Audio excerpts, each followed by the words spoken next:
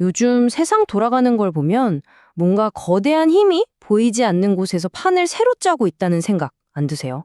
오늘 이 자료 분석에서는 소수의 강력한 집단이 어떻게 세상의 판도를 바꾸고 있는지 그 거대한 설계의 핵심을 한번 들여다보겠습니다.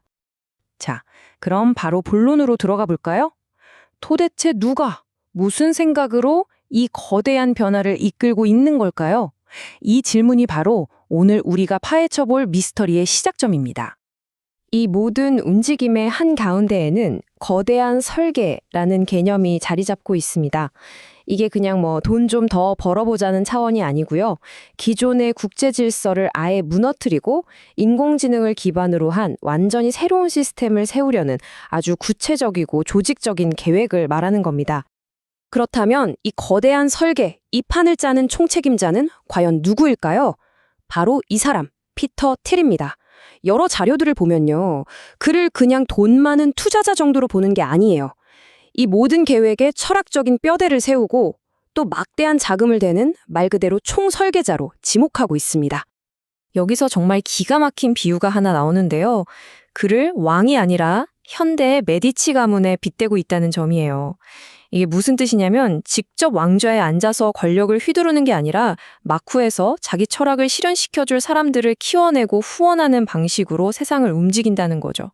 훨씬 더 무서운 방식일 수도 있겠네요. 그의 핵심 철학, 바로 제로 투 원입니다. 자, 여기서 제로는 뭘까요? 바로 낡은 질서, 특히 중국 공산당에 기대서 돌아가던 기존의 글로벌 시스템을 완전히 파괴해서 무해 상태로 되돌리는 겁니다. 그리고 원은요? 그 잿더미 위에서 아무도 상상하지 못했던 AI가 모든 걸 통치하는 완전히 새로운 질서를 창조하는 거죠. 파괴가 있어야 창조가 있다는 것. 이게 핵심입니다. 물론 피터 틸 혼자서 이 모든 걸 다 할 순 없겠죠. 그의 이 제로 투 원 철학을 현실 세계에서 실행에 옮길 강력한 집행관들이 있습니다. 이 사람들이 재밌는 게 각자 맡은 분야는 다른데 마치 한 몸처럼 움직이면서 하나의 목표를 향해 나아간다는 겁니다. 자, 이 표를 보시면 그 역할 분담이 한눈에 딱 들어옵니다. 알렉스 카프가 AI 두뇌를 만들고요. 파머 럭키가 그 두뇌의 명령을 실행할 AI 육체를 만듭니다. 그리고 데이비드 섹스와 제이디 벤스가 이 모든 걸 합법적인 시스템으로 만들 법률을 설계하는 거죠. 철학, 시스템, 군사력, 법률까지. 와, 이건 거의 완벽하게 짜인 군단이나 마찬가지네요. 자, 그럼 한 명씩 좀 더 자세히 들여다볼까요? 먼저 새로운 질서의 운영체제, 그러니까 두뇌를 만드는 알렉스 카프입니다. 그는 피터 틸의 철학을 실제 시스템으로 구현해내는 말 그대로 수석 집행관이라고 할 수 있죠? 알렉스 카프한테 AI는 그냥 돈 버는 기순이 아니에요. 서방의 승리라는 자기들의 이념을 실현하기 위한 결점 병기인 셈이죠. 그는 낡은 질서가 왜 졌는가? 그건 바로 데이터가 여기저기 흩어져 있었기 때문이라고 봤어요. 그래서 팔란티어 기술로 군사, 금융, 산업 할 거 없이 모든 데이터를 하나로 쫙 연결해서 아주 효율적인 AI 정부를 만들려고 하는 겁니다. 두뇌가 아이디어를 내면 그걸 실행할 몸이 있어야겠죠? 바로 그 역할을 파머러키가 맡고 있습니다. 새로운 질서의 물리적인 힘, 즉 군사력을 책임지는 인물이죠. 파머러키는 이렇게 생각해요. 기존의 빅테크 기업들은 중국 시장에 너무 깊이 발을 담가서 오염됐고 오래된 방산업체들은 너무 낡고 비효율적이라고요. 그래서 어떻게 하느냐? 피터 틸의 지원을 받아서 제로 상태에서, 즉 백지 상태에서 완전히 새로운 개념의 AI 군대를 만들어버리는 겁니다. 카프가 소프트웨어, 즉 AI 두뇌를 만들면 럭키는 그 두뇌가 조종할 드론이나 무인 잠수함 같은 하드웨어, 즉 몸을 만드는 거죠. 자, 이제 마지막 퍼즐 조각입니다. 정치 영역으로 가보죠. 아무리 강력한 기술과 군대가 있어도 이게 법적으로 인정받지 못하면 소용이 없잖아요. 바로 이 역할을 데이비드 섹스와 제이디 벤스가 맡고 있습니다. 이들의 전략은요, 아주 명확하고 단계적입니다. 첫째, 기존 시스템의 약점을 파고들어서 사회적 혼란을 일부러 만들어내요. 둘째, 이 혼란 속에서 변화에 저항하는 구세력들, 너무 많은 걸 아는 사람들을 제거, 즉 숙청합니다. 그리고 마지막으로 자신들이 권력을 잡았을 때 이 AI 통치 시스템을 합법화하는 새로운 법을 뚝딱 만들어내는 거죠. 자, 지금까지는 어떻게 보면 좀 거대한 이론처럼 들리셨을 수도 있어요. 그런데 이게 단순한 음모론이 아니라 지금 현실에서 특히 바로 이곳 한국에서 어떻게 적용되고 있는지 구체적인 사례를 통해 한번 확인해 보겠습니다. 아마 깜짝 놀라실 겁니다. 소스 자료들을 보면요, 현재 한국의 권력 구조를 되게 재밌게 분석해요. 두 개의 층으로 나눠서 보는데 1층에 있는 정치는 사실상 마비 상태에 빠져서 국가 안보에 꼭 필요한 간첩 방지법 같은 것도 처리 못하고 있다고 진단합니다.